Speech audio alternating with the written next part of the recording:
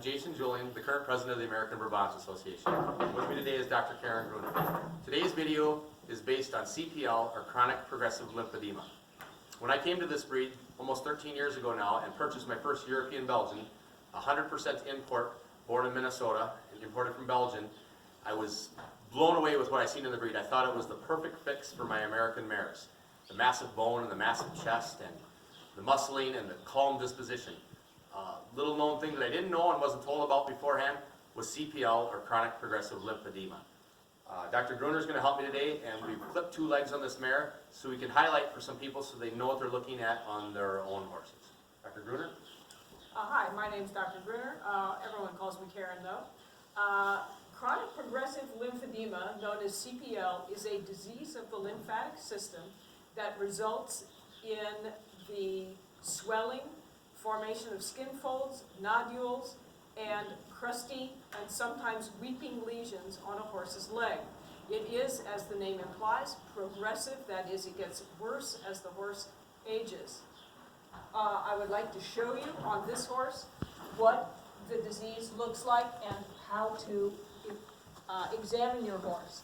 On this mare's leg, you can see that there are nodules here, and at the top of the nodules, the skin is raw and crusty.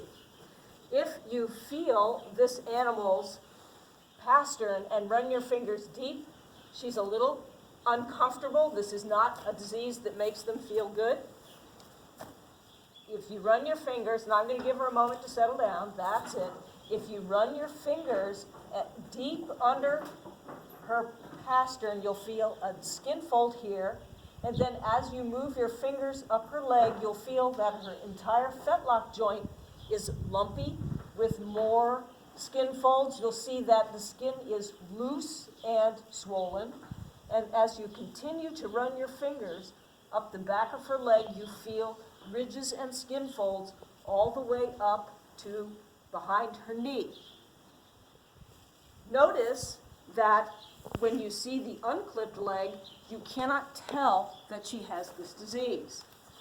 So in order to examine your horse, you need to work your fingers deep into the feathers and work your hand slowly down the leg with your fingers deep under the feathers in order to feel the disease. The disease progresses more rapidly in stallions. We don't understand why exactly, and it's usually worse in the rear legs than the front legs. And like we said, it's progressive. So when examining a 2-year-old horse or a 3-year-old horse, that really doesn't tell you a lot. You have to examine your horses, I would say, annually or biannually even, to see what's going on and how it's progressing.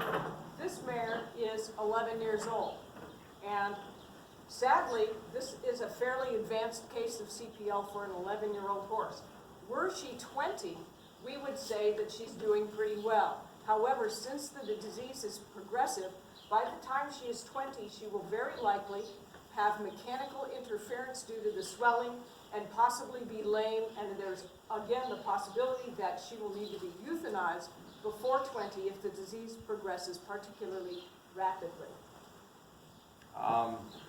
Management for the disease, and just be aware that there is no cure for it. We haven't even identified the gene.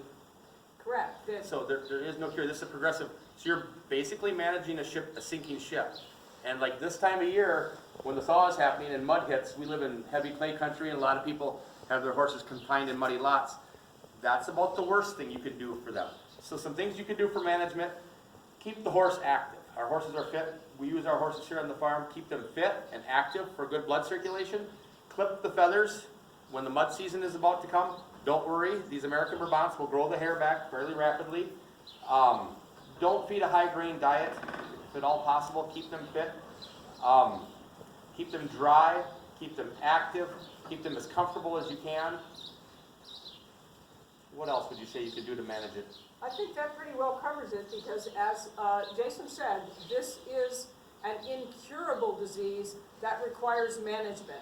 When it becomes particularly severe, you may need to even do daily leg soaks to keep the animal reasonably comfortable.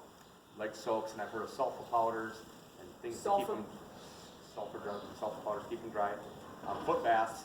It can progress to the point of skin cracking and maggots and mites, and it's a terrible disease. So you keep them as comfortable as you can until you make the unfortunate decision we all have to make eventually. Clean and dry is the key. I hope you found some of this information useful today, especially if you're new to the breed. There'll be more videos to come as we have implemented a leg evaluation system based on... De Kaiser's PhD thesis in Belgium. Thank you very much for your time.